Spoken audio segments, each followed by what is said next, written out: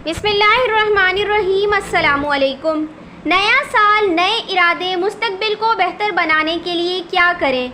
नया साल, नए चैलेंजेस और नया अज़म। नया साल बहुत से मौक़े और चैलेंजेस लेकर आता है। माज़ी की गलतियों से सीखने और उन्हें ठीक करने का एक मौका भी होता है। ये 365 सफ़हात पर मुश्तमिल एक किताब है जिसका एक एक सफ़ा यानी हर दिन बेहद अहम है। हम अगर दुरुस्त प्लानिंग करके इस पर अमल करें तो सिर्फ एक साल हमारी ज़िंदगी बदल सकता है। हम अपनी ख्वाहिशों और ख्वाबों को पूरा कर सकते हैं। यही वजह है कि दुनिया भर में नए साल का इस्तकबाल बड़े जोशो खरोश से किया जाता है। ज़िंदा कौमें और मज़बूत सोच रखने वाले इंसान नए साल को एक नए मौके के तौर पर देखते हैं, इससे भरपूर फ़ायदा उठाते हैं। दूसरी तरफ कामयाब लोग और कौमें एक एक मिनट का हिसाब रखते हैं, कोई लम्हा ज़ाया नहीं होने देते। ऐसे लोग भी हैं जिन्हें बिल्कुल एहसास नहीं होता कि उनका वक्त कितना कीमती है।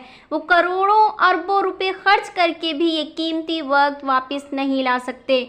जो वक्त की कदर नहीं करता, फ़र्द हो या कौम, तबाह हो ही जाता है। जो कुछ हुआ उसे तब्दील नहीं किया जा सकता और ना ही उसको दुरुस्त किया जा सकता, लेकिन माजी में जो कुछ हुआ उसका जायज़ा लेकर हम अपने नए साल को बेहतर बनाने की कोशिश ज़रूर कर सकते हैं। अपनी गलतियों से सबक हासिल करने और बेहतर मुस्तकबिल की तश्कील के लिए, और उससे पहले कि हम मौजूदा हालात के बारे में बात करें और मुस्तकबिल के बारे में मंसूबाबंदी करें, हमें पहले ये देखना है कि हम अपने माजी को कैसे देखें और एक साल में अपनी नाकामी या कामयाबी का फैसला कैसे करें। शख्सियत की तरक्की और बेहतरी की माहिर डॉक्टर सना का कहना है कि हमें कुछ लॉजिकल और अमली तरीक़ों की ज़रूरत है जिससे हम कुछ मनफी एहसासात के ज़रिए पूरे साल को तबाह करने के बजाय बेहतर अंदाज में जायज़ा ले सकें। असूल नंबर 1, रुकावटों की निशानदही करें। फ़र्ज़ करें आपने पिछले साल फ़्रांसीसी ज़बान में महारत का सर्टिफिकेट हासिल करने का एक मकसद तय किया था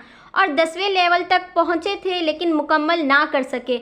अब आपको चाहिए कि इसकी वजह तलाश करें। क्या इसकी वजह का ताल्लुक आपसे है या आपके कंट्रोल से बाहर? अगर दूसरी सूरत है तो आपने इस मकसद का 70% पूरा किया और इस साल में बाकी 30% रह गए हैं जिसे आपने हासिल करना है। असूल नंबर 2, अपनी तरजीहात तय करें और अपने आप को मत बिखेरें।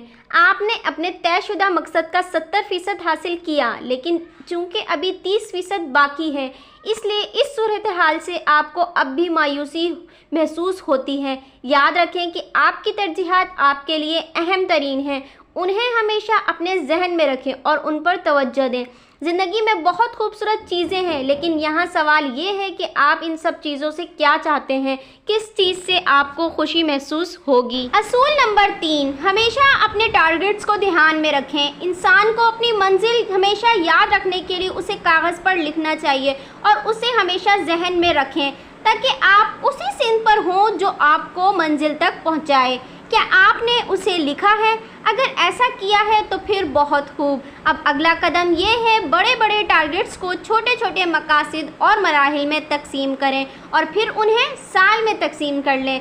जब भी आप किसी मकसद को हासिल कर लेंगे तो उसके सामने मुकम्मल होने का लिख दें। इस तरह आपको शख्सी बेहतरी से मुताल्लिक तरक्की का अंदाज़ा होगा। इस राह पे बढ़ते हुए जितनी भी देर हो मेहनत जारी रखें। असूल नंबर 4, अपना जायज़ा लें। जी, इसका मतलब वही है जो आप समझे हैं, यानी वक्तन फ़वक्तन आप अपना और अपने काम का जायज़ा लें। अपने आप से ये सवालात पूछें, क्या वाकई ही वही हुआ जो आप चाहते थे या हालात आपको किसी और तरफ ले गए?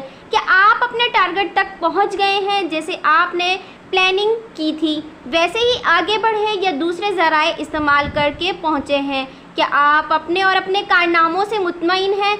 आपकी राह में कौन सी रुकावटें आईं और आपने उन पर कैसे काबू पाया? क्या आप अब भी इस मकसद पर कायम हैं या आप इससे किनारा कशी इख्तियार कर चुके हैं?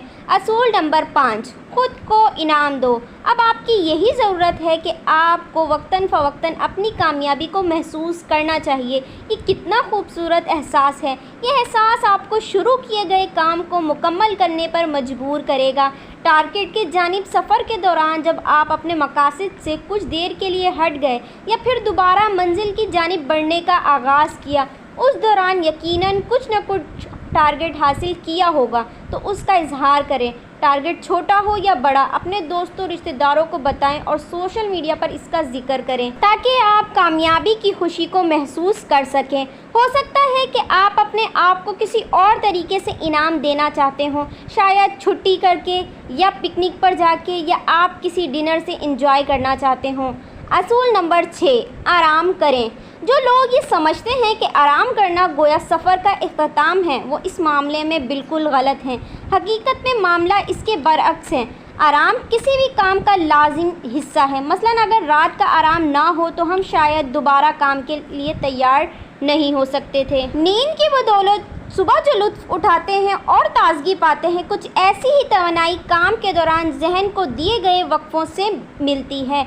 वक्तन फ़वक्तन हमारे जहन को आराम की ज़रूरत है।